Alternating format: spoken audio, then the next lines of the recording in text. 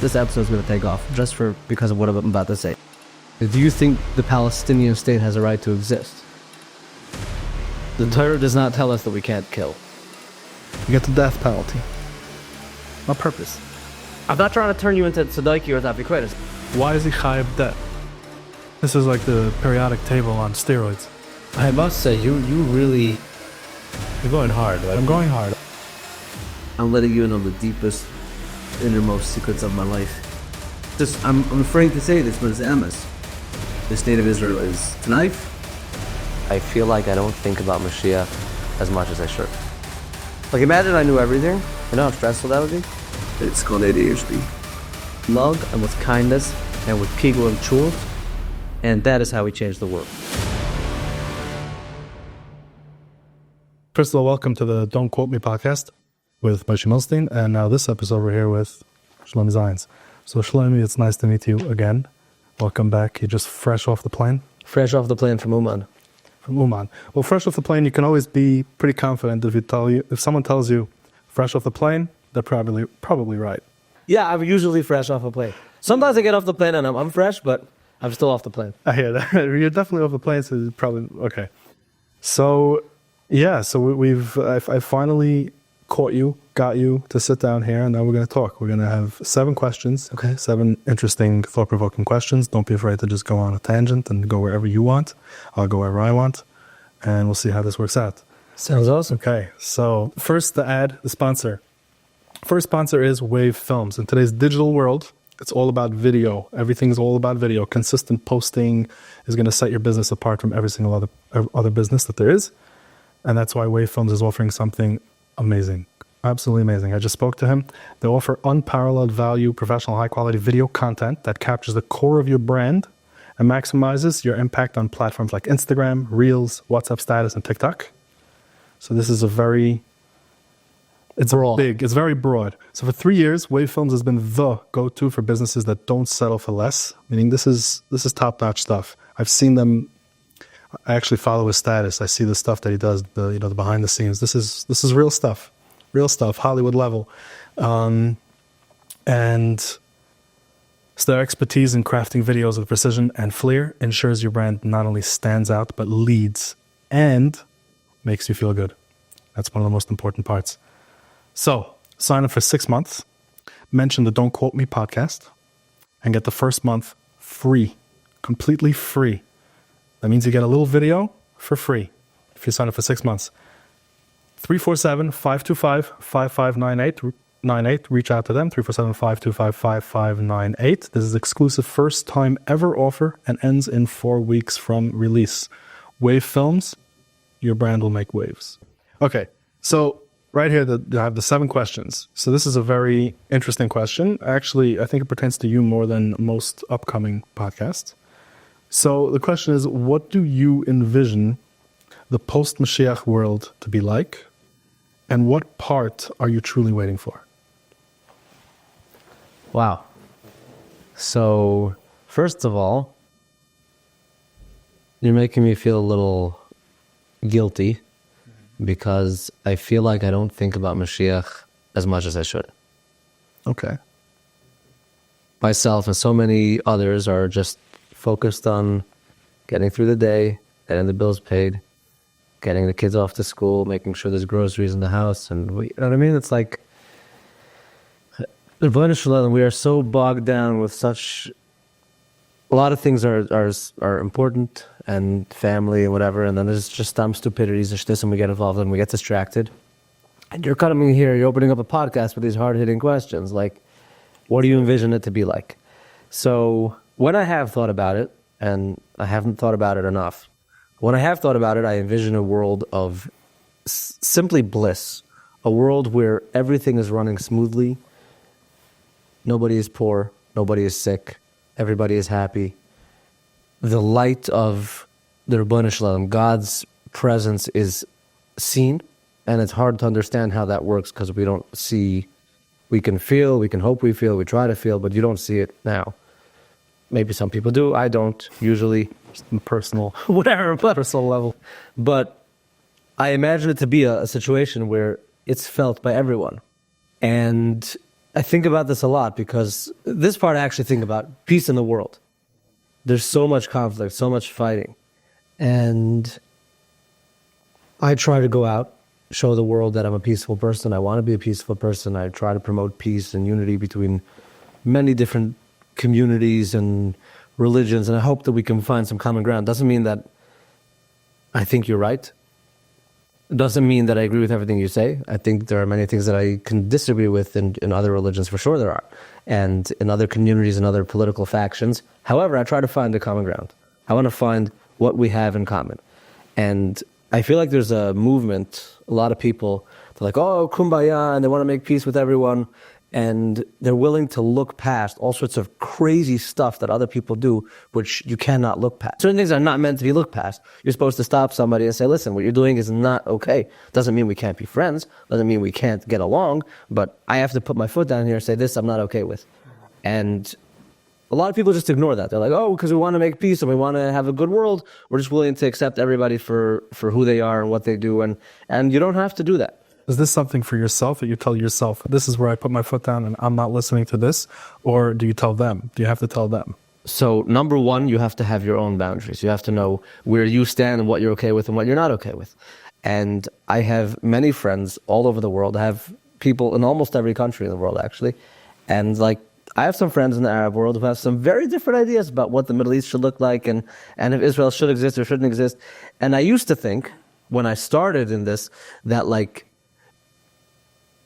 it's okay, whatever they think, and I'm not going to tell them my opinion because I don't want to ruin this friendship. And now I feel that in order to have a really close friendship and a close relationship, that means that I can yell at you. And I can tell you, this is what I think. I don't only think you're wrong, I know you're wrong, and I'll fight with you on this, and I can still be friends with you. Doesn't mean that I have to hate you and kill you, but I have to tell you that I don't agree with what you're doing and I don't stand for this at all. And when you get to that point, so I see this on social media a lot. People will be like somebody will be writing about me whether I'm a good person or a bad person. I promote peace, I don't promote peace. And they'll be like, do you think the Palestinian state has a right to exist? I'm like, I don't know. It doesn't really matter what I think because I'm not the Prime Minister of Israel or the leader of Palestine. So whether I think it should exist or shouldn't exist doesn't really matter because I don't get to make that decision anyway. But I have a religion which tells me that God gave this land to my people. Does that mean no one else can live there? I don't think so. But if they're living there, they have to behave because we want this to work for everybody. And if it can't work for everybody, it can't work for anybody. So in order to be civil, you can't kill other people and you can't incite violence against other people. I said that wrong, by the way. The Torah does not tell us that we can't kill. The Torah tells us we can't murder. Right. You don't go around killing people for no reason. If somebody's rising up to kill you, the Torah says kill them first. So and a court can sometimes kill. A court can sometimes kill if somebody's a danger to society. So these are things which are like controversial because I'm coming with my Torah perspective of what I follow and what I try to aspire to, and then I'm going out into the world and people would be like, well, do you really believe in animal sacrifice? Or what about like when the Messiah comes, are you going to kick everyone out of Israel? You're going to kill all the non-Jews? And like, I don't think so. That wasn't my plan, but I honestly don't know. But what on my checklist? Not on my checklist. No, I'm a very peaceful, loving person. I try very hard to make people feel the peace and the love that I have in my heart. But what I'm getting at is, in the post-Mashiach era, is that there are things that we believe as Orthodox Jews that don't necessarily sit well with Western society. Mm-hmm. And a lot of people try to ignore that. Mm-hmm. They're like, well, this idea makes me uncomfortable, so I'm going to act like it doesn't exist, or maybe I don't really identify with that part of the Torah. I understand there are some serious, what's the word? There are some serious things that don't sit well with each other. Yeah, and I'm okay with that. I understand the contradiction and understand that as long as Mashiach is not here and I'm living in a Western society, I have to follow the laws of the Western society and I have to do what I can to keep the Torah in the best way while following the laws of this society. I understand and I believe that when Mashiach does come, because everybody is going to see the light of God and His presence and what He wants, my thought process and my imagination is that when that happens, people will be okay with understanding that the land of Israel belongs to the Jewish people. Now again, I don't know if anybody's getting kicked out. I literally don't know.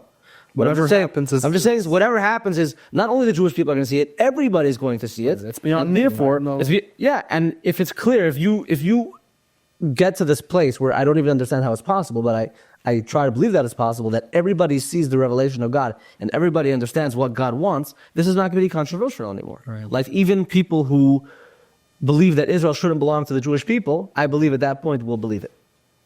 Really, really interesting, because this can go so many different interesting ways. I'm trying to figure out how to go from here. But one thing I remembered while you were saying something about how certain things don't make sense to us right now, like it doesn't sit right, and it's not. I can't explain it, but it just, I mean, that's what it says. Like this is our belief. Well, what can I do about it? It's not up to me. I think there was a story of the Lubavitcher Rebbe. But before the Lubavitcher Rebbe part, there was some radio station that time. Either he was a Jewish guy, I'm not sure if he was Jewish, but he used to, rail against religion and used to yell about different things. And how could you believe in this? How could you believe in that? And he used to have a lot of questions. So some Jews used to call in and try to explain it or fight with him and whatever, Okay. like everyone does. And one guy, so one of the things he said was, how can you have, if you have a needle in your pocket on Shabbos and you're outside and you're carrying it, you get the death penalty on purpose. He says, how? You believe in that? A needle in your pocket on Shabbos and you get the death penalty. Yeah, that's a good question. That's crazy, right? It's from an outsider's perspective. It's like, even from an insider's perspective, it's like, what on earth is happening? Right, and then there's people who are like, well, if you believe that God is good and then everything, how could He right do something like, why is that His law? And these are by the way, these are very valid and important questions that I think everybody should ask. And sorry, I'm interrupting you here, but I want to say that I've come to the understanding that number one, it's okay to have serious questions about the religion that you grew up, because no one asked you if you want to be Jewish. I mean, there's this idea that like before you came down, that you chose whatever. Yeah, but I don't know that. That's what I was told by the people who supposedly know everything, the rabbis. But it's healthy to have questions and to question the stuff, and not to keep them to yourself. Discuss them with your friends, discuss them with people who you trust and people who might know more than you. And this is how you get to the truth. Because if you're gonna like just sit back. Say, listen, this is the way I was born this way. I don't know. This is what I was told. I'm not sure how much I believe that I'm living this life, and I feel pressured because I have to live this life, and maybe I don't want to live this life. No, figure out what you want. Figure out what you believe. Like us as Orthodox Jews, I know this is going to be very controversial. This episode is going to take off because of what I'm about to say. Us Orthodox Jews believe some pretty outlandish stuff. Okay, do you actually believe that 3,500 years ago, a man named Moshe Rabbeinu split the Yam Suf? I went scuba diving in the Yam Suf, okay? With no trace, not a trace left. It's huge. It's this do you actually believe that the sea split and I don't know how many million people walked through? Like this is stuff that's part of our religion. If you don't believe it, I believe there are people who call you apikonis. Yeah, because they don't believe it's in parts of the Torah. Right, because especially the Torah Shabbos. Whatever, that's very controversial. Because there are factions of... so that's part of There are factions of this religion, people who call themselves Jewish, whatever, who only believe in Shabbos and not Shabbat. Right. There's a word for that too. But point is, like, we believe some pretty wild stuff.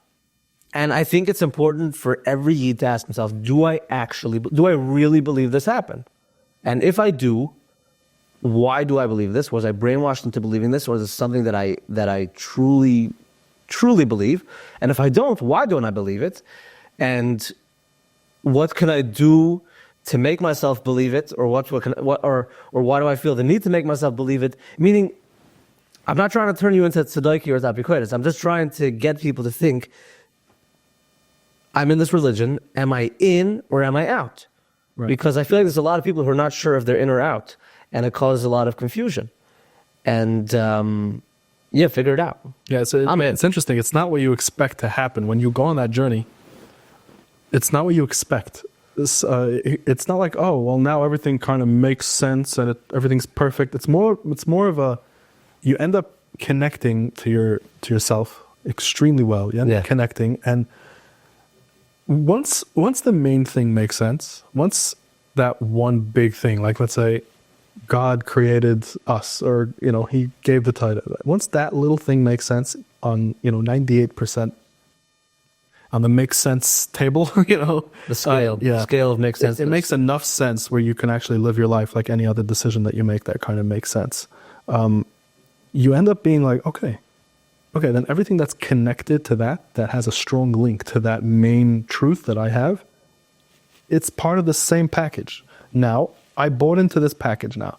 Now everything, if I don't understand it, okay, big deal, because I bought into that package already. Now I have this package. It comes as one. You can't just take one part of it because it's all connected. These are hard truths, and they're little truths that are connected like a chain. And the scary thing is, it's not scary, it's actually quite inspiring and awesome, is that if you get into the panemius of the Torah, like the deepness, you really see how everything's connected. And I haven't even dipped my toes in. I stuck my pinky in the water. But the people who know it, and sometimes I hear people talking and I'll hear a share or something, everything is so connected, it's wild. Yeah. All you have to do is just study the Aleph phase, and you're done. Well, just lost me already. You step there and you're like, okay, this is like the periodic table on steroids. I don't think I'll ever get there, but I know that it's connected. That I know. Yeah, so it's really cool. So what this person, back to that story on the radio, this person called in and said, let me explain something to you. The guy's not, Chayiv Misa, really. He's Chayiv Misa, but they go to Bezdin, and they have to have two witnesses, and each witness has to see each other. They have to know that they're both saying witness. They had to warn him. And he had to do it within a couple of seconds of them warning him. And acknowledging that they're both seeing him and they both warned him. And he's still doing it. And he's still doing it. And not only that, once he goes there's a whole court case. And there's a person who there's a prosecutor and there's a lawyer and there's a whole situation. And also, if everyone says for sure that he got that he has to get the death penalty, he doesn't die. Only if there's one less. You can't, if every single one of the Sanhedrin paskins that he's chayiv to die, and they disband his bezdin. There's no such a thing as one person who can't find something, some sort of a, Right, and that was just to say, I don't know what it was. If a bezdin kills somebody more than once in 70 years, then they're no good. It's a killing bezdin, and it's considered a killing bezdin, and they disband it. And that basically never happened. Basically. Did it ever happen? I don't think so. Maybe no. You know what happened? They did disband the bezdin towards the end of the Charbon, when the Charbon Bayis Shiny, when people were just murdering and doing all kinds of crazy stuff, and they had a bunch of cases, and they kept killing people. It was like San Francisco? It's not possible. Yeah, it was chaos. It was real chaos. You read about it, and it's like, I never read about that. You read the Tisha B'Av story. It's like it's not of our world even. We have no idea. We can't fathom. Maybe in some third world country, in really hard times, goes through similar things. So yeah, so he's kind of being apologetic about it. He's like, yeah, but not really. He doesn't really die. It's like, yeah, in the one case that it dies, he was such an idiot. And okay, he was okay kind of with the answer. And this person was in New York that week, and he decided he's going to go to 770 for Shabbos. He's not a Lubavitch. Okay. He sat down in the crowd, and that week, I think it was Shal Shidus, whatever, it was before Shal Shidus, and Lubavitch Rebbe sat down to say a Sicha, or Maimer, I'm not sure what it was exactly, but he sat down and he started saying, he said, he kind of was speaking in Zogt, the way Lubavitch Rebbe spoke, and he was saying how this whole story about the radio station, someone had it, and he gave the answer, and he said this, and he said that, and he was all feeling, wow, this is me, and he's praising me in front of the whole crowd, and he said, und der Empfer ist nicht, I don't know the exact wording, is nothing, he didn't even answer the question. He didn't even answer the question. The question was, why is he chayiv death? Okay. Why does he have to get killed? And he answered but he doesn't really. Yeah, but it says he's chayiv misa. So I think that was around the time they were going to the moon. Did they actually? Yeah, that's a separate story. I happen to believe that they went to the moon. I think Rabbi Yaakov Kamenetsky believed it. Okay, which is I think a lot of Gedolim did. Yeah. The Chafetz Chaim foresaw it also. Yeah. He said one day they're going to go to the moon. Told his daughter or something, something like that. Whatever. A lot of interesting, mythological. We have our own little, No, there's I don't know, but I allegedly there's a book called The Making of a Gadol. Yes. And allegedly there's a story about Rabbi Yaakov Kamenetsky watching the moon landing. And if anyone knows how I can get a hold of this. I know, I want that. Yeah, I know, I me want too. that book. There was one on eBay for $1,800. And I almost pulled the trigger on that one. And then I didn't. Because it was $1,800. And then later, I Baruch Hashem, I did a good deal. I was like, I'm going to buy it. And I went back and it was like 10,000. I was like, no. Wow. Nope. For those that don't know, it was banned. And they took it off the shelves because there's a lot of claims that it humanized Gedolim. Well, if you read the book, rightfully so, I would say. Have you read it? It's just from what I've heard about the book, where that's my opinion. Gedolim are still people. They're still human beings. There are a couple of Gedolim that we can say that they're actually Malachim. I know the Gemara that says if they're Malachim, we're donkeys and all those things, but I understand that's all allegory. But the Lamasa, they're flesh and blood, and they could make a mistake. That's just right. At the same time, I think it's important to mention that there were some big Gedolim who came out against the book. I think Rabbi Yashiv and others. Now, we don't know what it was based on, but it's possible that they got the right information. Yeah, it's possible they got the right information. It's possible they got the wrong information. And that's another controversial topic. Yeah. So to end the story, Lubavitch Rebbe said he didn't answer the question, and he said to answer it, imagine an astronaut going to the moon. He's in the rocket, but before he goes to the rocket, he has to go through training, and they tell him this is how you have to buckle your shoes. This is how you have to tighten your sleeves. This is how you have to put on the helmet. This is how you have to eat like this. You have to sleep like this. Every little thing is I have to go to the bathroom. Everything, literally everything in their life has to change, and it's all geared towards this moon landing and in the rocket, the whole space life. And every little thing. And one guy goes, it's just a shoelace, And he goes up there and he doesn't tie his shoes correctly and he dies. Because you don't know what's going on. You don't know the cheshbonis of the scientists behind this, why they told you what to do. It's not possible something. You have to go to school for who knows how. You're just an astronaut. Your job is to fly to the moon. So that's what he said. He says, we don't know all the cheshbonis exactly why this and why that. You can try to give reasons and stuff, but you're not going to get fully there. Nice. Can you visualize this? I would appreciate if you made a painting of a Chasidish astronaut, Lubavitch astronaut, tying his shoes before getting into the what? Falling Tefilin on the moon. Yeah, no, really. Yeah, I think that would be a very cool visualization. I think a lot of people, specifically from a Chabad background, would appreciate it. You start taking the Rebbe's sichos and turn it into a painting. Something people can visualize, and then once people are learned and they actually know what the painting symbolizes, it becomes so much more meaningful. Mm-hmm. That's actually a very good idea. I'm kind of running dry. I would hang that in my office. That's cool. And you could put it in you have this column in the magazine, right? It's a column, yeah. So I don't know if they would take exactly this type of concept, but yeah, there's different things I can you make it a silent astronaut? I can make it a silent astronaut? Overnight Kegel falling out of his pocket? Then I think they would take that one. I don't know if you're holding the item or not, and then they don't. Okay. So basically, back to the Mashiach question. So what are you looking forward to? Being that you're a person who really travels the world, you know a lot of different types of people, a lot of different opinions. What are you really looking forward to? When you say, I want Mashiach, what do you really want? So, to be very, very honest, and just for honesty's sake, in the back of my head, I have this understanding that as much as Klal Yisrael is suffering and people in the world are suffering, Hashem is suffering more than all of us. At the same time, and I think I just realized this right now, literally this minute, is that what I'm hoping for to get out of Mashiach has nothing to do with Hashem's suffering.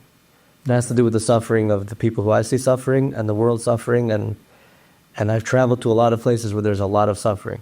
There are a lot of people suffering in Russia, there's a lot of people suffering in Ukraine, there's a lot of people suffering all over the Middle East. It's there's unbelievable amounts of suffering, and there are hostages who are suffering. There's so much suffering in the world, and what I look forward to is honestly to see an end to the suffering. I believe that Hashem is suffering. I understand that He's suffering. I don't always see His suffering. Occasionally, I'll see His suffering. You meet because when you meet His children who are so far, I believe that would hurt Hashem a lot, and I feel like now that we have so many hostages in Gaza, and we know families who are missing their loved ones, I'd imagine that Hashem feels much stronger pain about all the hostages, the millions of hostages, to where his children who are not home. However, just for honesty's sake, until you asked me this question a minute and a half ago, I wasn't thinking about Hashem's suffering. I was thinking about our suffering, the suffering of human beings, and that's because Hashem created me in a way that the things that I see are physical. Every now and then I could tap into something higher, but for most of the time it's just my feelings and the things that I see. So that's the honesty. It's a very human answer, yeah. And I hope that now that you actually brought it into my mind, I could try to look forward to Hashem not suffering anymore. But ultimately, if Hashem doesn't suffer, everything's good. So you don't have to specifically, when you focus on Hashem suffering and trying to get him out of his captivity, so to speak, Shechina, then everything goes away. So nobody will suffer. Sure, but it's such a difficult concept because Hashem can do everything, right? So why doesn't he just stop his suffering? It's a process that we don't know, that we don't understand. It's somewhere in space, like the needle. It's so in a way I find it comforting to know that we don't know. Like imagine I knew everything. You know how stressful that would be? Oh. It's good to be like, a child to not understand. You do your part and you hope for the best. You pray for the best, but no. We're not supposed to understand. So that was a good answer. I like that. Long answer, long form. Pretty good. So this leads me into the second question, where you mentioned kind of, trying to remember what you said. You said something about like putting your foot down and saying, here's where I don't, here's where I do, here's where I agree with you, here's where I do not agree with you. And also letting go of just this, like, God runs the world and I don't know everything. Ego. So everyone has an ego. I have an ego. Really? I'm sure you have an ego. I don't know about you. And a lot of people that I know that have egos. You probably different, but it's ego. So what are some practical steps that, let's say, you take or people could take, to conquer that? Because that's one of the most undiscussed topics in especially the Jewish entertainment. I must say, you're going hard. Like, I'm going hard. That's good. And it just gets worse. No, I like it. I really am like so sick and tired of small talk.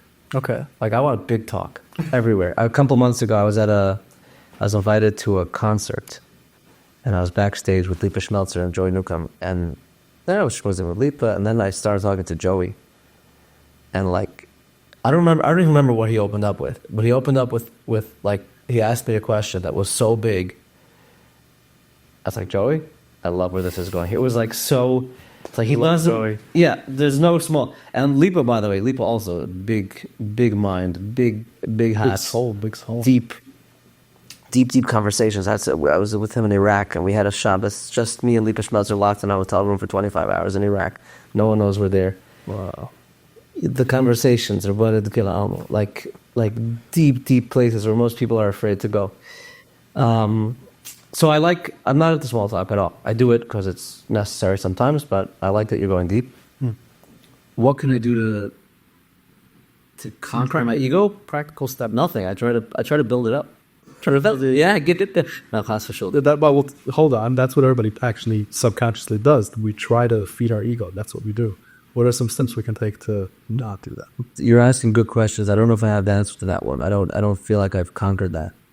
At all. Like, no, nothing. Like, what makes him humble? What makes you feel humble? What makes you take a lumbo? What makes you feel humble? When I am humbled.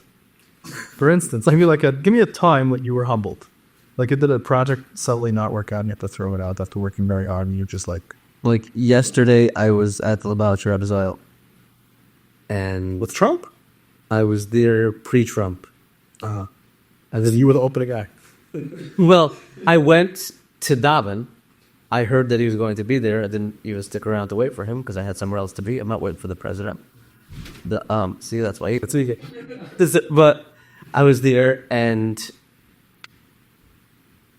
oh my goodness! So I'm letting you in on the deepest innermost secrets of my life. And I I'm just talking to me. I was wearing sweatpants on the plane. Okay? Because when you go through security, they make you take off your belt. And it's a hassle. You wear sweatpants, there's no belt. Interesting. And I have fancy sweatpants that look like suit pants. So that's a practical tip. That's a practical. Not about ego, but it's a practical tip. Right. But it can help you with your ego, I'll tell you how. Because if your pants fall down at the airport, because you're not wearing your belt, that'll humble you. That'll send your ego into therapy. So anyway, I was wearing these sweatpants, and then I knew I was going to the oil, and then I'm going to a speech and bar park, so I have to be dressed normally. So I had a suit in my suitcase. And basically, here's another travel tip. So what I do, I don't like being in airplane bathrooms or airport bathrooms. They're disgusting. So what I do is when I get to my rental car, after landing, I go into the back seat and I change. I cannot tell you how many times I've changed in the back of a rental car. Yeah. So yesterday, I was changing into my suit pants, but my Uman suitcase, which was a flying mess, somewhere in there was my belt, and I couldn't find my belt. When I got to the oil, I didn't have time to find my belt. I just had to go into the oil. So I'm walking and I'm basically like holding up my pants. And then I had this genius idea, is that they have this huge box of garters. So I took the garter and I went to the oil bathroom and I threaded it through the loops in my pants and I made that thing so tight. So basically I'm wearing a garter and I'm a fat guy, so I barely could close my suit. But I had to close my suit because otherwise everyone's going to see that I had this garter, whatever. And the whole time with the knowledge that if anything goes wrong, my pants are going to fall down in front of the president. And that keeps me humble.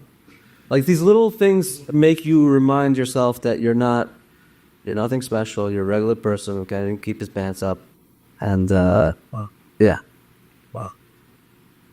So it's you're saying it's really in the little things, just every single day. Like, oh, does this little thing make me humble? Just 100%. These little things, I find that the most important ingredient in fighting ego, and I have not mastered this. So, but for me personally, is the ability to laugh at yourself. Like you mess up, don't be angry at yourself, because you're angry at yourself. Then basically what you're saying is, my ego can't tolerate the fact that I'm not perfect, so now I'm angry, and you just keep pumping that ego up. No, laugh at yourself, share your failures with other people, let them laugh at you a little bit. It's healthy. It's good. And the best thing is you walk away with a good laugh. That's why I was saying you should keep those fumbles, those ad things that it takes you 20 minutes. I think you should keep something in because it kind of it humanizes you. First of all, I'm not human. I'm super kind of. No, honestly, I Trying to make you human. I leave a lot of these things in. Sure, but some of my fumbles are so bad that nobody's gonna laugh at them. They'll be like, oh, Shloime's not all there. Mm-hmm. And I don't meet people to know that part. Your videos are pretty good. Thank you, I appreciate it. I haven't encountered many, at least what I thought was a fumble. I leave plenty of fumbles, and if you watch my videos, you'll see. Okay. So many. But maybe it humanized you already that I'm going to see it because oh, okay, it's just a person. Yeah, are you able to laugh at yourself? Oh yeah, Are you able it's a to? lot of fun. Actually. Are you able to get other people to laugh at you? I have no idea. I post things on my status sometimes that I like laughing at myself. Good. Yeah, so people sometimes laugh, but it's not like they laugh at me like, haha, they make fun of you. It's just, this is what it's like to be human, I guess. Yeah. Interesting. Okay. Ready for the next one? Sure. All right, question 3. I'm not going to let you skip this one. I'm going to skip again? Okay. What's your hashkafa? So I'm not asking you what your opinion is. Oh, boy. What's your hashkafa on the state of Israel and Zionism altogether? Wow. So number one, I want to say something about my hashkafa.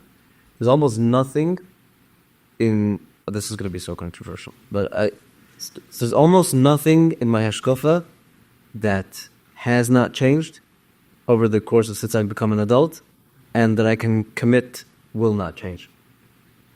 Strong opinions loosely held. We're not. Loose opinions strongly held.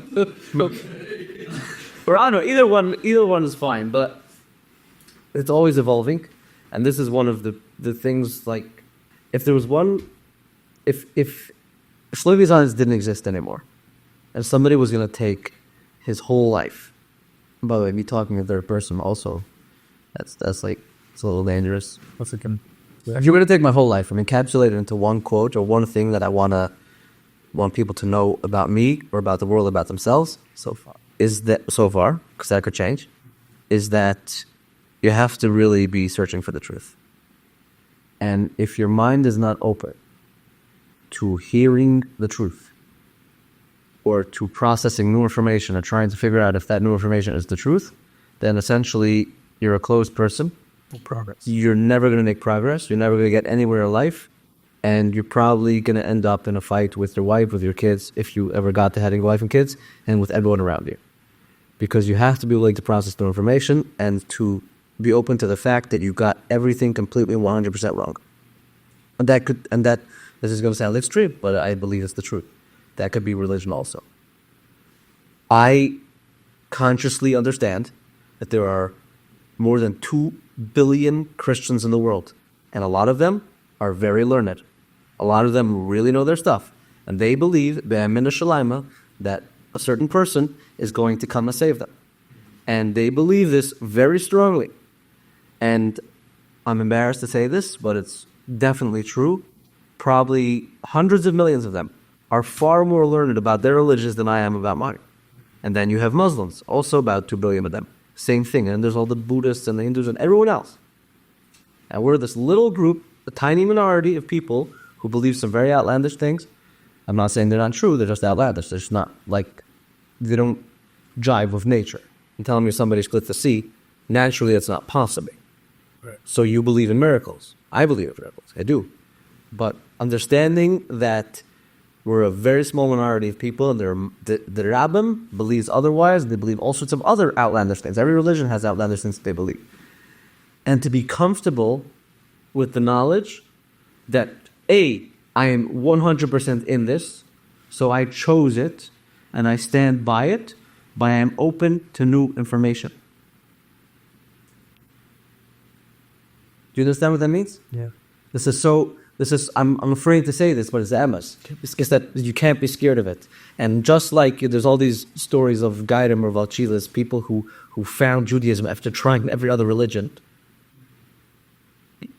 Like, if that person wasn't open to new information, he could have got stuck in Islam where they told him, hey, once you're a Muslim, you can't go back. You're a Muslim forever. And once you're a Muslim, now that you know the truth, if you leave, you're going to burn in hell forever. And this person said, thank you very much.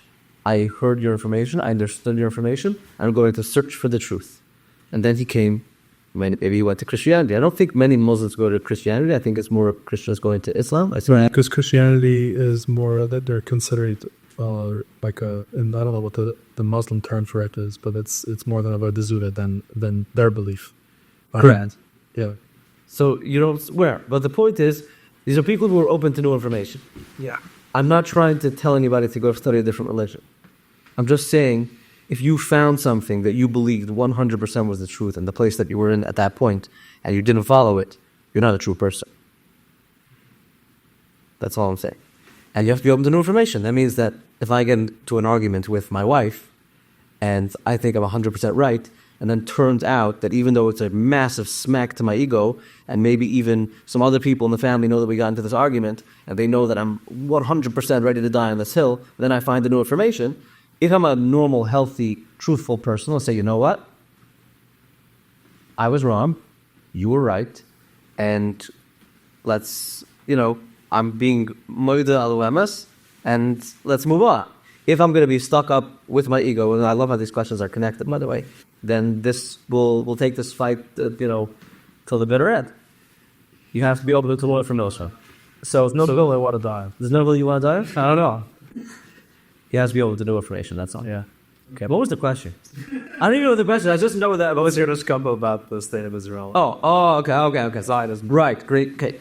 So, I grew up in Babiv, which is not a Zionist Chassidus, but it's also not an anti-Zionist Chassidus. They're kind of neutral. I don't know if this is true, but I heard and I was told numerous times that the Bavirud of Shloime used to say that somebody had to go out against Zionism, and if the Stam Azoy hadn't done it, then he would have had to do it. That's what I heard. I don't know if it's true. That's what I heard. Regardless, I grew up with an understanding that the state of Israel is Taif, and you want to have nothing to do with it. And I wouldn't say praying for its downfall. That's extreme, but like, not my people, not my thing. I'm staying away. Same for the army and whatever. And I understand that there are big factions of Judaism who believe that. I understand by that, and I have no issue with anybody who believes that. At the same time, as I got older, I started talking to more people and learning more and traveling more. I found that there are people who keep the Torah, and the Torah is as serious to them as a Satmar Chusid who was born in the mikveh.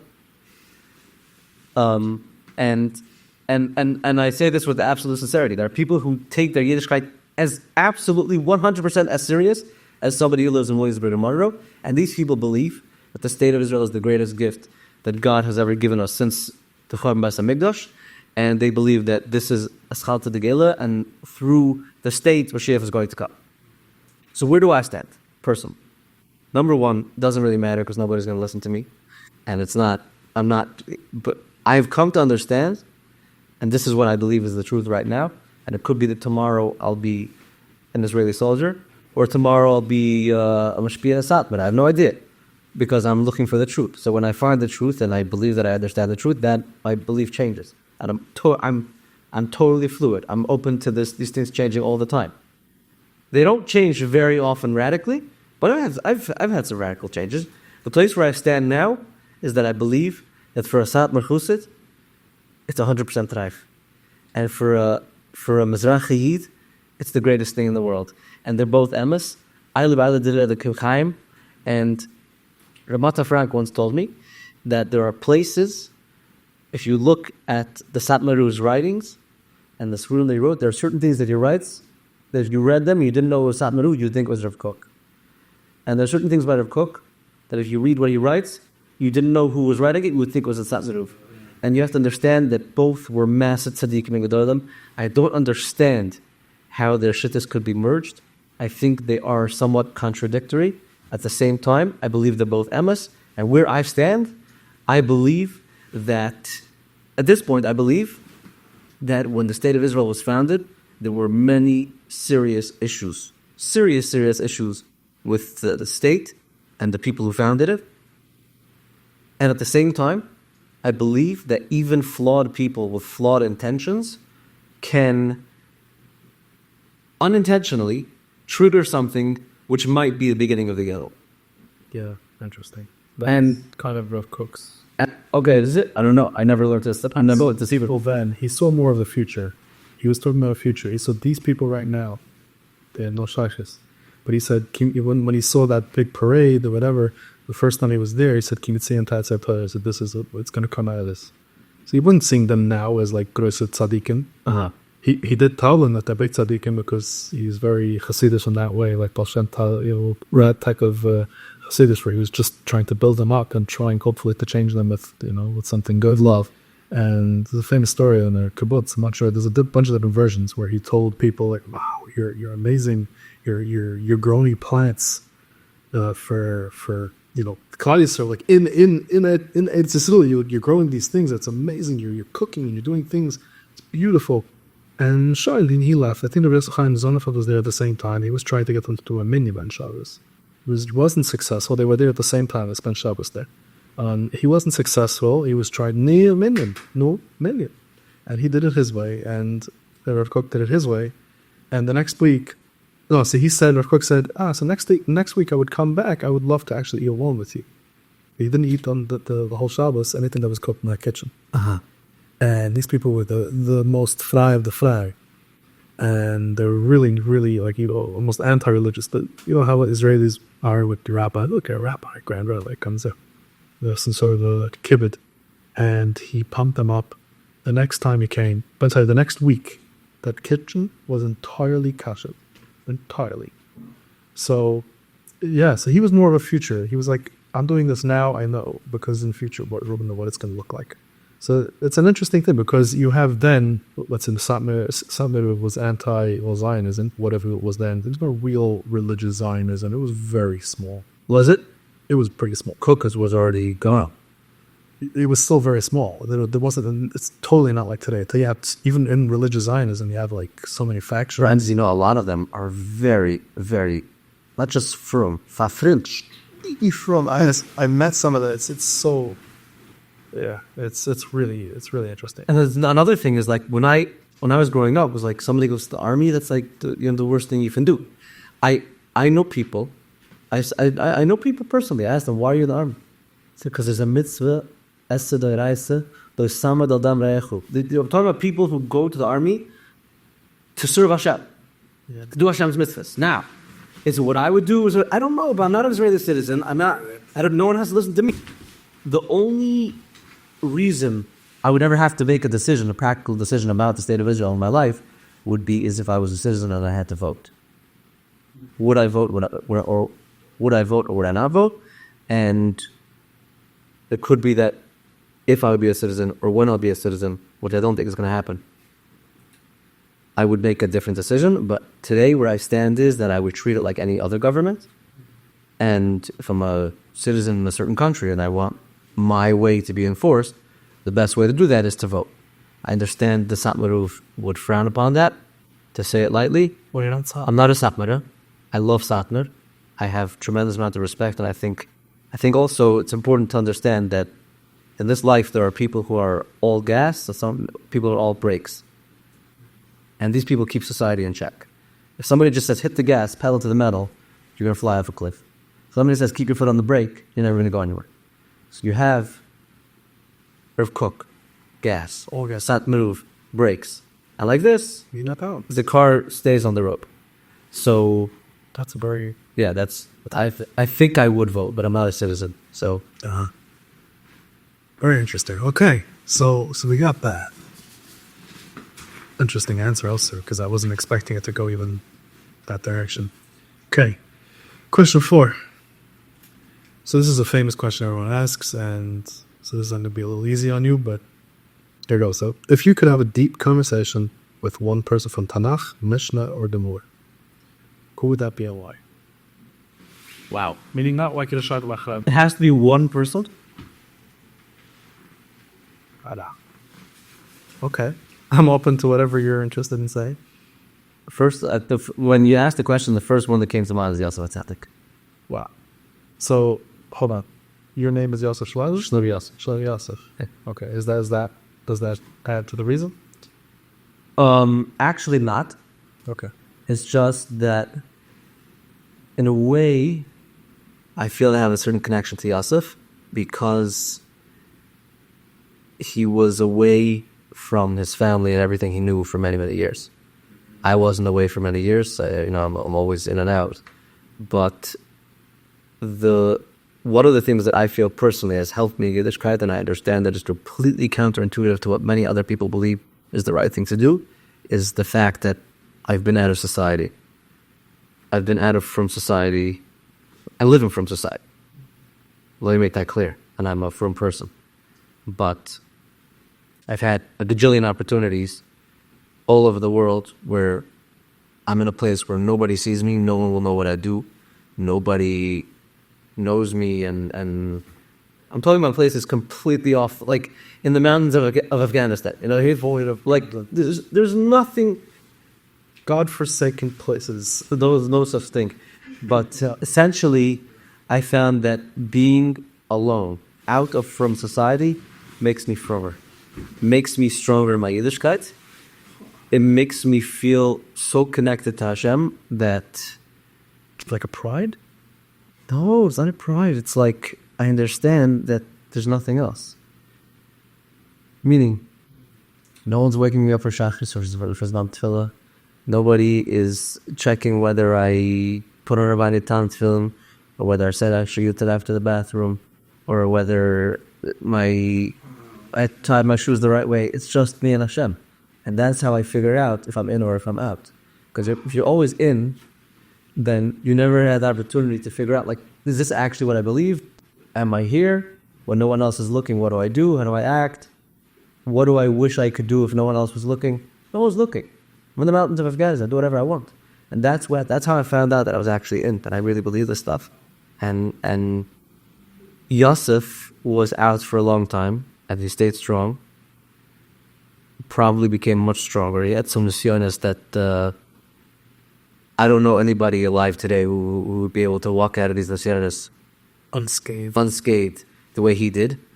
And I would love to talk to him about that and figure out, 17 years. What's the trick? I'll leave for 4 days, a week, 10 days sometimes, but 17 years and you stay Yosef was the real deal. And that's the first one that comes to mind. Otherwise, I feel like I'd love to talk to the Barishim a little bit. Want to understand this obsession with Tzadash. So that's all? That's the thing? That's the first one. Also, what's it like to be the first person on earth? Are you afraid that you're setting the standard for everything that comes after you? Is there peer pressure?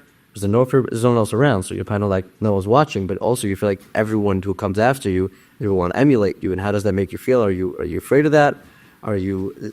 Never thought about that. There's a lot of. I mean, either you're just asking me now, and I'm starting to think. It's a lot of pressure. Avram Avinu, you want to hear something profound? Want to hear something so profound? I would love to talk to Avram Avinu about this just to confirm my suspicions. A couple of weeks ago, I was on this. See, I have a blessing and a curse. It's called ADHD. And essentially what it does is it makes my mind never stop. My mind does not turn off. Even when I'm sleeping, I kid you not, there's somebody who was sleeping in my room. We were on a trip. I was sleep talking. The person told me the next day that they were having a conversation with me. If you get me at a certain, I don't know what there's different levels of sleep, delta, alpha, whatever. If you get me at a certain level, you can literally talk to me, I'll answer you. And I was going on a whole rant about how I'm concerned about something. And this person asked me, what are you concerned about? And I was concerned about Cuban society. While I'm sleeping, I'm thinking so can they get over socialism, or is socialism good for them? And how do we as the United States relate to them after 65 years of a blockade? These are things that I'm thinking about when I'm sleeping. My mind does not turn off. Why am I telling you this? I don't even know. I lost my train of thought. You asked me a question. So basically I get very distracted very easily, as you could just, this is a perfect example because I just lost my train of thought. I get distracted, then I have different thought, and then I can go, if I find an interesting rabbit hole, I'll dig down that hole until I fall out on the other side of the globe and jibe. I'll go so deep. I've heard something, I could hear a word that I don't know what the word means, and then I do a Google search, and the next thing you know, it's 6 o'clock in the morning, and I still haven't done the mincha, and I'm on this, figuring out, looking for that. This is what happens. Rabbit hole. Rabbit hole. Yes, I've fallen into one too many rabbit holes. I need special shoes that keep me out of rabbit holes. So I was thinking about Avram Avinu. I'm telling you, this is so profound. It broke my brain. Okay. And I only shared it with one person so far. I was thinking about Avram Avinu. Avram Avinu grew up in a home of an Avodah Zarah. His father not only was an Avodah, he was like the Priest. Not the priest. He was like the Steve Jobs of idol worship. He was a manufacturer, distributor, retailer, wholesaler of idols. People were literally bowing down to Getchkas and feeding them and all this kind of stuff, right? Is that a good presentation? Yeah, and by the way, just off the record, we're on the record, Avram Avinu or any of the Ulas or Muas would absolutely not be allowed to any Moisid in any self-respecting firm community today. Just say. Rivka Yimani had a nose ring, Avram Avinu had a child who went off the derech, his father was over there. There's no chance. He wouldn't even have made it ever into 08701. No chance. He would be living what's past Manchester? Brick? Was it? I don't know. Whatever the next time people are going to be moving to, he grew up there. He was trying to get to Lakewood. It's the opposite of, right? So, no chance they would have made it. They wouldn't be allowed to shul, never would have gotten an aliyah. But that's aside from that. And by the way, that's something I think we have to think about also. It's why is it that we talk about these people in our Pitavan, about these people, in our Shpanester 3 times a day, we're talking about people who literally would not be allowed into our communities. So, do we actually think these people were good people? And if they were good people, why wouldn't we allow them into our communities? Right? And maybe there's other people who are good people who, for external reasons that make us uncomfortable, we don't allow it. Or maybe they're just bad people and they shouldn't be allowed. I.e., Avrom Yitzchak Yai. So these are all sorts of healthy questions that I think it's important to ask ourselves if we're actually looking for the truth. Do a whole podcast on this. A whole nother podcast. And the truth will make you very uncomfortable, or it will also set you free. Once you find the truth and you have no sfikis anymore, what a blessing that is. But getting on to the point that I was trying to make about Avram Avinu, and I really want to talk to him about this specific point. Is that he grew up in this home with a father who was, I literally looked into this a couple weeks ago. He was manufacturing getchkas and selling them to everybody, right? And Avram Avinu was a bit of a kanui. So he's a young kid, and he had this whole story, there's a medrash about how it happened, but essentially his father's out one day, probably going to the getchka warehouse to pick up a new shipment, and Avram Avinu smashes everything. Right? And what happens? His father gets upset, sends him to Nimrod, they try to burn him. And it doesn't get burnt. Did he change his father? So they say, I think the Medrash says that everybody did shiur for like a certain period of time, and then they went back to Okay. What did Avram Avinu do? He saw that it didn't work. So instead, he built a big tent. He opened it up with 4 doors, and he invited people in for Kigo and Shulti Yapshik, and he gave them all love. And Surah was Megaya the ladies, and he did the man, and it was beautiful. And I've come to the conclusion that Avram Avinu himself was on a journey. He started off as a kanui, as an extremist, and he tried to smash everyone else's ideas, and I'm going to show you that. And he realized at a very young age that this is not how it works. If you want to actually influence people, you do it with love and with kindness and with kigel and chut, and that is how we change the world. And all the 3 greatest religions today, and I know people are going to get triggered by that too, because I'm calling Islam and Christianity great religions. I'm talking about great in size and influence. These are massive religions, way bigger than what we have. They're all based on Avram Avinu. There's one man who inspired people, not by smashing getchkas, which I'm not saying is a bad thing, just by spreading it like cream cheese. So interesting. The food, Reb Shai and Moshe. Then, yeah, you were saying this, and I'm thinking about this because in the beginning, I don't think this was like you did it on purpose this way or on purpose that way. I think that when you're dealing with God Himself and you're proving yourself to God, you can do, kanuis. Talking about yourself, your own. He worked in the store. He worked in the manufacturing place where he was doing the job there. production manager. For himself, he just completely destroyed it, trying to get people away. And there's a whole story about how it went on. One person wanted this, one person wanted that, and he was just like, make up your mind, the whole thing. And when you're dealing with proving yourself to God, because he was also on a journey. He was. By the way, I have to interrupt you. Yeah, it's not always proving yourself to God. A lot of times, God's letting you in the picture. Proving to you, yourself to you and to everyone else, how much you're close to God, and that's why you have to smash everyone's catchments. I hear that. I wouldn't say that with Avrov though. I'm not saying that. A lot of times it is. I'm saying not if it is. But that's, I think, this is the deepest things. Number one, he's on a journey, and number two, he was looking for Amos. And as a 5-year-old, once he found the Amos, or however old he was, he's like a little kid. It's a bit of an immature way to go about things. I don't like this. I think this is wrong. Smash everything. Guy goes, buys more gashkets. Well, it's different. Right. And I this is something that hit me a couple weeks ago when I went down a Avram Avinu rabbit hole, and I haven't been able to get off this train ever since. This train is flying and I can't get off. I actually believe that Avram Avinu figured out that the way to do care of, the way to influence people, is you don't say, oh, give me your smartphone, don't watch that movie, this, that, whatever. You're just imposing your things that you believe on everyone else. They're not ready for it. First, you sit them down. Come inside. Machamoitz. Have some crispy challah with tomato there. Then you bring out the next course. You know what we did? You give them the beer. All certain cities to over the druchen.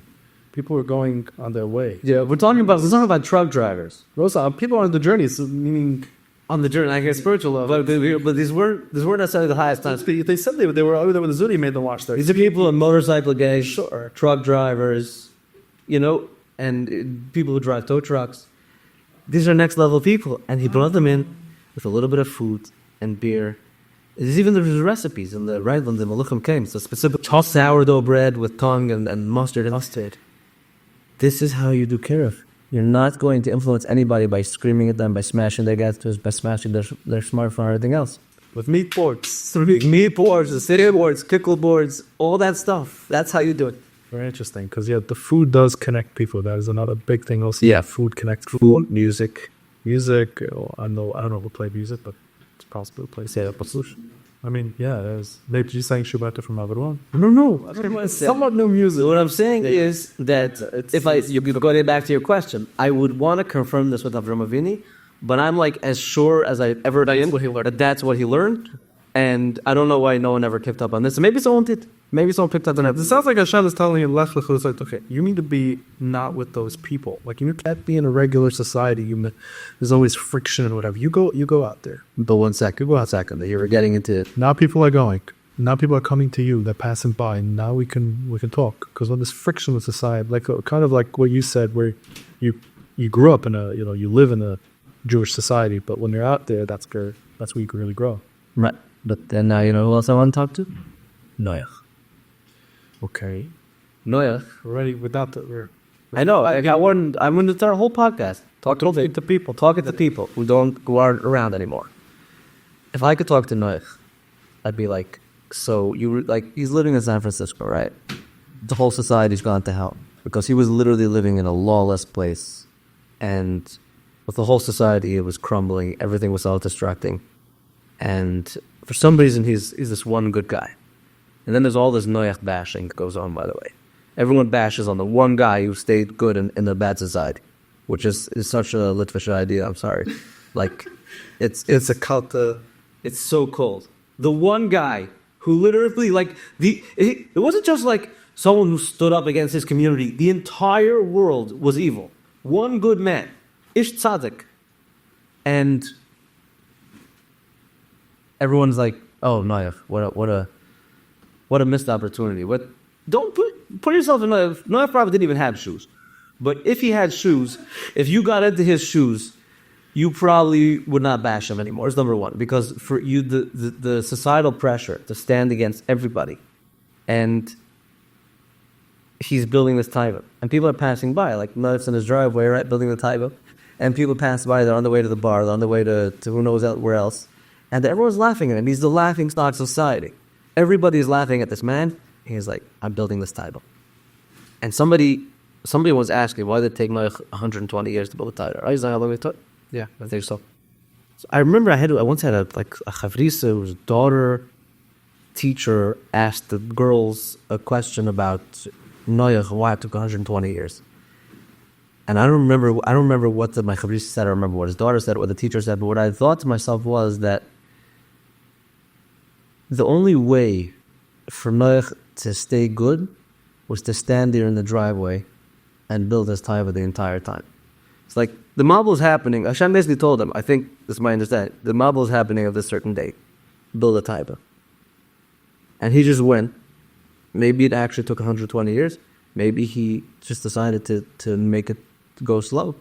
But if you're not actively building the counter movement, the underground society, whatever you want, if you're not actively fighting against whatever everyone else is pushing you to do, you're gonna fall with that. Or going against it, but you can't just No way. How's one man supposed to stand against the entire world? Stands there publicly building this taiva. Everyone's laughing. I'm saying, I'm telling you, one day that model is gonna come and I'm gonna get on this taiva and I'm out of here. What a special guy. What a special guy. Never thought about it. Right? Was he Jewish? No, he was not. No, but that called Yehudi is not right. Ivri is not right. Anything. Good. Another sponsor for this episode is Stam Azoy. Now listen to this. Taking care of your tefillin and the zizis should not be a hassle. Picture this. Your tefillin needs checking, and instead of the usual runaround, you just send a quick WhatsApp to 347-831-1600. Stam Azoy, run by my cousin, Tzuli Pesach. He takes it from there with a simple same-day pickup and delivery in Borough Park. Okay? Same day. It's that simple. But simplicity doesn't mean cutting corners. Stam Azoy works with top-tier safran, El Chiden, with genuine Yerushalayim, so you know your items are treated with the utmost respect and care. Stam Azoy offers worldwide shipping, and Stam Azoy makes it happen smoothly and efficiently, whether you're buying, repairing, checking, anything you need. Reach out to Tzuli Pesach at 347-831-1600. The next sponsor for this episode is brought to you by someone very special, Dr. Yossi Schwimmer. He's a beloved dentist from Lakewood, and he and his family just embarked on a very meaningful journey. They made Aliyah to Eretz Yisrael. Dr. Schwimmer hopes that this new chapter will be filled with success and blessing, and we're grateful for his support, and we wish him and his family all the best. Thank you, Dr. Schwimmer, for being part of this journey, and may your move to Eretz Yisrael be everything that you hope for and more. Now, Dr. Schwimmer would like you to know that he will still be working here along with his excellent partners. If you'd like to reach Dr. Schwimmer or make an appointment to see him, you can call or WhatsApp 732-934-1888. How many more questions do we have? Last paper, we have 3 more questions. 3 WhatsApp. Let's do them quickly. Okay. This is not as hard-hitting, so I guess it gets easier. Maybe I could even give you a one-word answer. Wow. Okay. I don't think so. What's your relationship with Shabbos, and how do you prepare for it, and how do you spend the day? Great question. My relationship with Shabbos is a very loving relationship, Baruch Hashem. I was in Uman this week, whatever, and I was talking to somebody over to Shuna. We're talking about how deeply technology has gotten into our lives. But it's not in a good way. Like, technology is like this beer that like scratches you, and you think that like, oh, it's just a scratch, and then you turn around and you see that it's like completely has dug into your body and soul, and it has like, God forbid, one finger, one claw in each one of your organs, and like it's so deeply embedded. Technology is a wonderful thing. You can do wonderful things with it. You can also do terrible things with it. Let's just be honest. And it's here whether we like it or not. Question is how we're going to deal with it. But I was telling somebody in Uman that Shabbos, like in my mind, there's a slight possibility that everyone keeping Shabbos until the iPhone was invented was just practice. Like, I don't know if Hashem really intended it for them. It was for us. Shabbos has never been more necessary, because if you're actually in and you're not secretly Mechalel Shabbos, disconnecting from your phone and your Apple Watch and whatever else you have is the greatest blessing, literally, that God has ever given this world. The fact that you can just be alone with your thoughts and with your family and with your friends and with your herring and kichel is such a beautiful thing. And if you're be'emes a person who's like happy about Shabbos, you don't feel constricted by it, it's the opposite of being constricted. It's freedom. Mm-hmm. It's you actually have the ability to think about what you're thinking. Because all day you're being bombarded with messaging, right? Look at this, watch this Don't Quote Me podcast. Check out this post on Instagram. Oh my gosh, my bank is overdrawn. You have a little dot on the status notification thing. Yeah, look, Efraim Vader just uploaded something. It's all day distractions. They're wonderful. But you have to sometimes be with yourself and figure out who you are. And honestly, some of the real truths that I've learned and that I've come to accept over the past few years, like the view-shifting, radical truths that I've come to accept, a lot of them have come on Shabbos. Because during the week, you're just not here. So that's a beautiful relationship with Shabbos. I love Shabbos. My wife tells me that on Shabbos, I'm a better husband, better father, because I'm 100% present. And that's why now I start to look forward to the Yom Shekilei Shabbos. Because there's going to come a day where I don't know what it means, but I just wanted it to be as much Shabbos as possible. Like 3-day Yom Tov, I'm all for it. If you could find someone who want to make a 4 or 5-day Yom Tov, I'm in. Someone told me on Yom Tov, this is like Shabbos or Erev Shabbos, and he's just like, I don't know, we must get extra schar for this 3-day Yom Tov. And I'm like, the 3rd day is the schar. Like, it's beautiful. I want as much Yom Tov and much Shabbos as possible now. My father told me that there were Gedolim, I think Rebbe's, of yesteryear, who would not make Aliyah to Eretz Yisrael because they're going to miss our 2nd day of Yom Tov. Oh, that's powerful.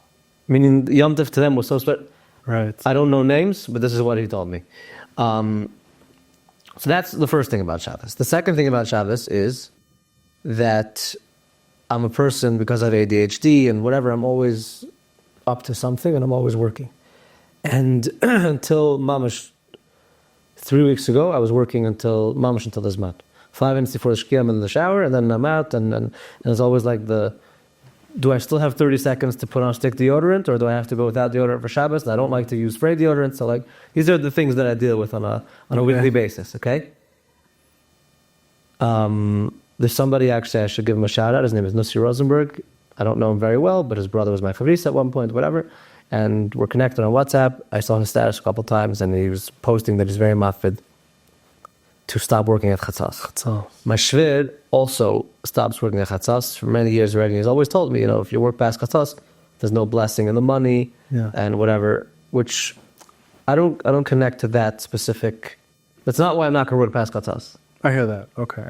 Right, because we're not like, I need that money, that's what I'm looking Right, for. also like I've been in situations, especially during COVID or whatever, I was so strapped for money, it's like, I don't care, there's no blessing in the money, I just need to make the money. But, so Okay.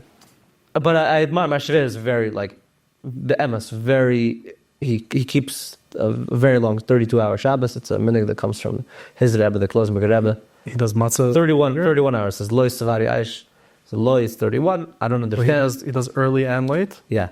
You start, not so late. He starts very, very early. Very early. That could be, I don't think, before Chatzas, but around Chatzas sometime, especially the winter.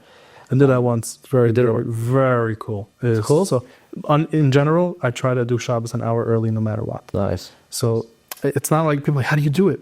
Well, Shabbos automatically comes other times. Right, you're ready. So I just write, instead of the Zman, I write the Zman is 6:30 instead of 7:30. You have to be, in your mind, you have to be able to do that. The whole family has to be on it, yeah. The whole family, right. Well, no, not necessarily. Not everyone in my Shvet's family does it, but he... No, in my house, there has to be a matzav of Shabbos in order to feel that Shabbos. You have to have people ready. To make Also, your wife is like part of Shabbos. Yeah. Your wife is a elect and everything, so it's like... Big Fark, like the main... Yeah, I mean... You're the main character of Shabbos. Of course. So getting back to this whole thing, I was like, I could never stop at Chatzas, but my Shver is like in my head rent-free. It's like... You have to chatzas, and for many years he doesn't tell me what to do, but it's something I saw him doing. It's something he brought up and he talks about. And then I saw this, I started seeing there's not just established, distinguished people who are doing this. There's young people in their 20s who are like chatzas, whatever. So 3 weeks ago, I told myself, no matter what, I'm finishing by chatzas, and 2 or 3 minutes for chatzas, I closed my computer. I don't even know what I did. I think I went swimming. I just did some things, like some time for me, some self-care, and it changed my whole Shabbos. And for the past few weeks, I've been doing it. It's like, don't do it for Hashem. Don't do it for the money that will have blessing, won't have blessing. Do it for yourself. I would highly recommend. Check out. You can't just go straight from the treadmill into I don't know what the example is. You can't just don't crash into vacation. Yeah, you don't crash into vacation. You have to like that style. Yeah, there's no English studies the day before. Make your istichag on Erev Shabbos. Yeah. Have some telemeu. Sit down with the kids. Play some Lego with them. Go to the pool. Go to the mikveh. Whatever floats your goat. But just don't come into Shabbos. Don't crash into Shabbos. Yeah. Have a nice soft landing. Taxi on the runway a little bit. Be ready for it. You should be able to also climb, because it doesn't. If you crash into Shabbos, you end up falling asleep by the Seder, and it's different. When you do it early, you can climb. You start preparing for Shabbos. Even after Chatzas, you can go to the grocery store. You can get stuff. You can do things, and it's like as you go, it's like, okay, this is because the Shabbos is coming, and it's about to get real. And then you go to Shil, and it's like this big climax until you make Kiddush, and it's like, wow. This isn't a sign for men more, like the working. I'm not saying women don't work, whatever. I'm just saying, generally, the woman usually has her life figured out on Erev Shabbos. And the man is, crashing into Shabbos. For the women, I would highly recommend, also, try to get things done earlier. Take some time for yourself. Take a nap. Maybe have a glass of champagne. Before Shabbos starts, eat well.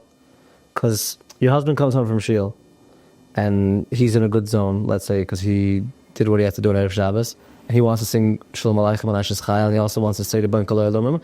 And then he wants to sing Lam Melach and Kiddush of the ganze Welt. Right? And she's like, I'm starving, I was on my feet all day. So everyone has to contribute to make Shabbos what it could be. Because really, Shabbos is this incredible vacation that comes every week, whether you like it or not.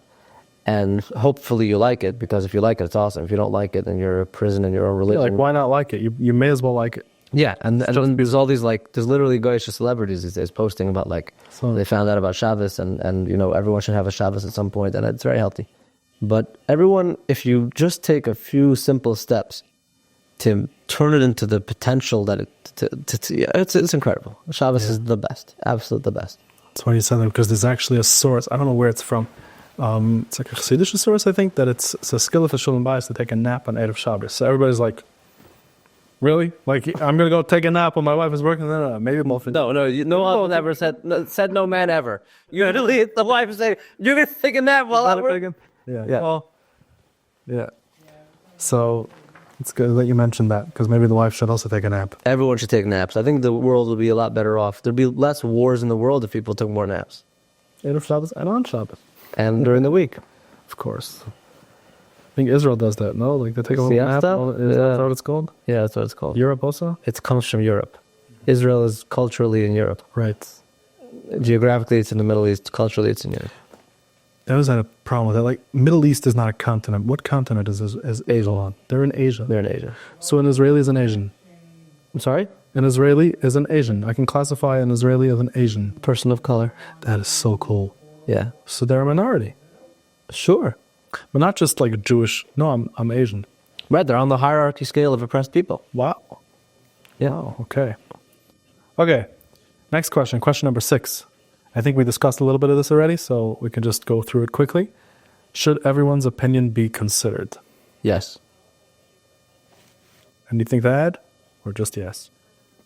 Consider everyone's opinions. Some opinions don't deserve to be considered for very long, but consider it, sure, if you're open to the truth. Not opinions, I'm thinking should everyone's opinions. And then if it's some random guy that you don't like or something, like, Yeah, maybe he's right. Or maybe he's wrong. Consider it, but no matter what. I would think so. Okay. Question number 7, which is the last one. How could I improve my podcast for my viewers and listeners? I don't think you need improvement.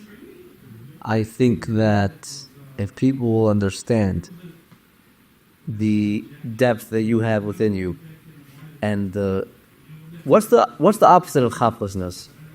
Chapful, right? I never heard of Chatlas. You never heard of chapful? Oh my goodness! I'm go 3 Chatzis. So when I was in yeshiva, a certain very well-known anti-Semite who wasn't an anti-Semite back then, or maybe he was still in the closet anti-Semite, came out with a song, How Could You Be So Heartless? Okay. And there was one boy in my yeshiva who was an aficionado of non-Jewish music, and he Lakewoodized it, and he used to say, how could you be so chapless? Never heard of chapless? Chapless. No. Oh my goodness. Wait, do you ever learn in Lakewood?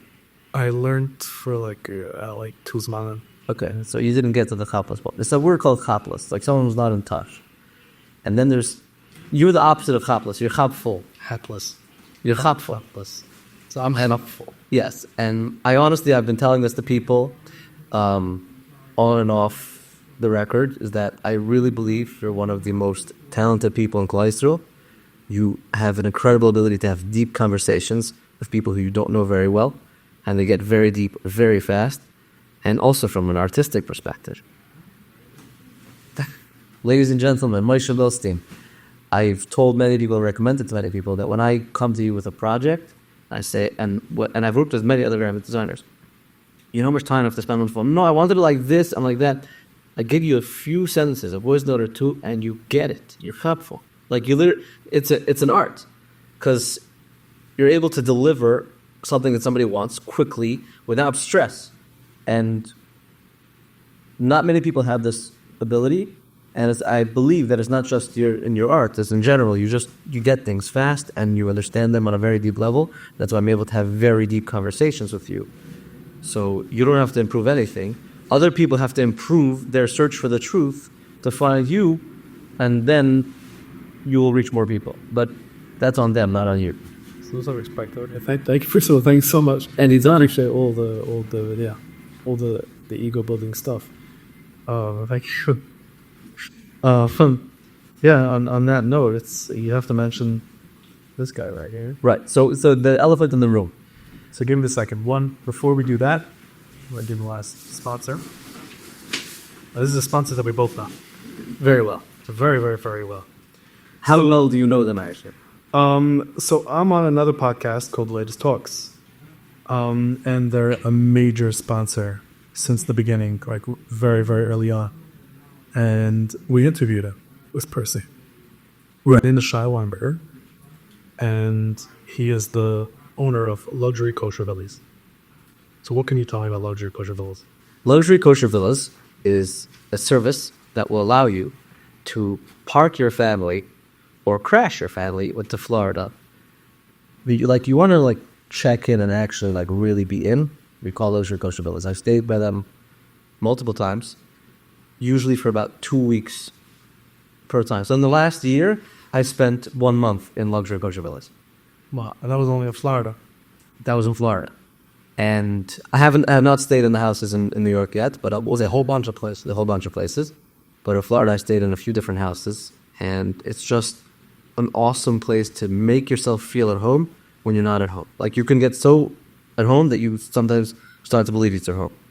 And then it's checkout time, and there's another family there, and you're like, yeah, but it's my home. So you get comfortable really fast. These are homes that had everything a Jew needs, from a becher to Nagelwasser, to benchers, to basumum, to matches, hot plates, crock pots, full kosher kitchen. And it's also I'm a bit of a germaphobe, okay? I don't like going to a hotel and because my mind is racing on bed at night and I'm thinking who else slept in this bed? And who else used this bathroom? And what about the sink? And what happened in this room? I don't even want to know. I don't want to think about these things. You stay in a luxury kosher villa, you know that it's all through people who are vetted. You know that they're normal, clean, healthy people without who knows what kind of illness or germs that they might be bringing along. The people who only eat kosher, you know the pots have been used for food that you would eat. And it's a certain peace of mind which makes you feel at home. So that's another great reason to book at Luxury Kosher Villas. Additionally, the customer service is second to none. Shai Weinberger and his team, it's a family business. They've been around for many years. And I'm not going to lie, there was an issue I had. At one point, is one Erev Shabbos, the fridge was making too much ice. It wasn't sometimes does not make ice. It was just it wasn't stopping. Too much shade. And whatever, I called Reb Shaya, a few minutes, somebody was there, it was a simple swip, they had to, whatever, easy. They take care of stuff. We were there for Pesach this past year. Every day of Yom Tov, Shabbos Goy comes. Hi, do you need a light turned on, off? Take out the garbage, just simple things that other people might not think of. Shai has thought about it. I know they've done over 20,000 bookings. I know plenty of people who use this. Yeah. It's legit. I recommend it, and I stayed there. I will stay there, and you should stay there too. Wow, and also another point is that I think all of his apartments are near a shul. There are no apartments there, friend. They're all now. All his villas, luxury villas, are all near a shul mikveh. Yes, first of all, 99% of them have a mikveh in the backyard, i.e. the pool, which is good for men, just as good as the mikveh you use at your shul. Erev Shabbos, Matzah Shabbos, Shabbos morning, whenever. You have a pool right there. I think the only house that doesn't have a pool is a new house that they just required that is in the middle of getting a pool. And do a moat. And all houses have pools. And yes, they're all walking distance to shuls. And the area at North Miami Beach is not there's dozens of shuls. There's one block that has 3 houses, one next to the other, all 3 are shuls. Chasidish shul, a Swedish shul, then a Chasidish Swedish shul or something. I don't know. They had a little bit of everything. Everything you need is there. Kosher food, kosher restaurants. Good place. Wow. So basically, what are you waiting for? What are you waiting for? I need to turn on my phone again so I can call it a fast. Because just go. Anyway, so book your dream getaway with Luxury Kosher Villas with luxurykoshervillas.com. It's luxurykoshervillas.com. Or contact Shai Weinberger. It's a pleasure to deal with at 305-449-9899. Make your kosher vacation dreams a reality. I want to tell you one more thing. On that subject, Rav Shaya is a mensch, and his word is gold. I'll tell you this. If he tells you something, he will honor his word. And I wish there were more people like that. Or they'll be I'm sure there are, but he's one of a kind. Yeah. Yes. All right. Do we have a 7th question? We have no 7th question, but we were talking about this little guy right here. Oh, yes. Let's discuss if the stickers come off. I don't know. Does the sticker stay on or does it come off? My wife gave me a whole speech the other day that it's supposed to come off. I said, Does it come on? Yeah, it's the same. My wife did the same thing to me. It should be front off. What should be fitted? They sure, right? No, Texas. I see people walking around with the stickers on, but also, you know what else I see? I see people walking around with the suits that have that. That's got to stop. No, Americans also. Americans? Yes, I've seen polished Satmar kids with this, and that's already like, this is like Petach Tikva territory. You don't even know what you're getting into it. Like you leave that thing on, next thing you know, your kid's coming home with 2 bags of milk and whatever. You know what I'm saying? Americans shouldn't be doing that. This is a hat, beautiful hat with the symbol, the fist of resistance, designed by every communist and socialist leader in the past who knows how many years, but also with a new twist by myself and Rav Moshe, who is a very talented graphic designer, does not get enough credit for all of the designs that he made for candle and straps. So far, every single design on the website has been designed by you. They are flying off the shelves. Not that we have shelves, but like Metaphorical shelves. yeah, hypothetical shelves. They're Hypothetical? we're separating a lot of merch. And this is, I believe, this is going to be one of the most well-known symbols in Klal Yisrael after the Star of David. We have these stickers up all over the world in dozens of countries. Strapped. Strapped. Everything is strapped. We're strapping the whole world.